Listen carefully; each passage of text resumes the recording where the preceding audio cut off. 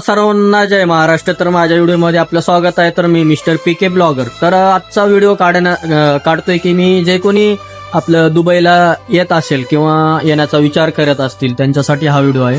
काही जणांना वाटतं की यार गड्या दुबईमध्ये गेल्यानंतर मला इंग्लिशच बोलावं लागते, मला इंग्लिश बोलता येत नाही, इंग्लिश येत नाही म्हणून मी दुबईला जाऊ शकत नाही. तसं काहीच नसतं.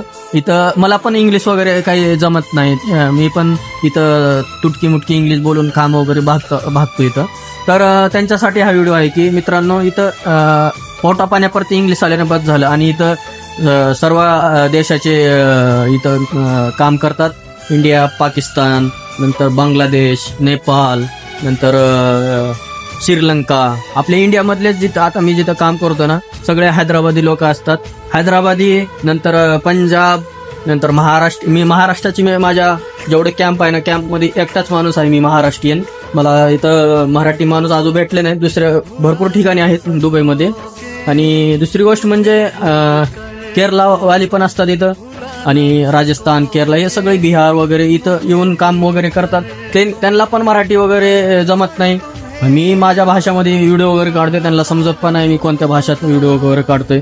तर जर कोणी येत असेल तर तेवढं इम्पॉर्टंट नाही की भाषा. आपलं काम आपण जेवढं काम होईल तेवढं आपण काम करायचं.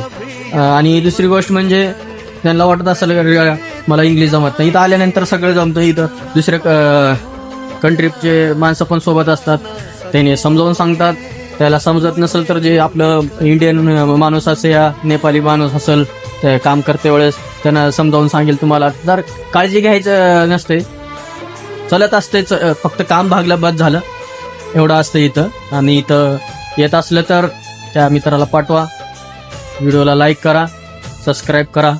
Thank you so much. भेटूया दुसऱ्या व्हिडिओमध्ये. तर सांगा मला कोणते अजून व्हिडिओ वगैरे कशावरती व्हिडिओ टाकायचे म्हणतात. Thank you so much.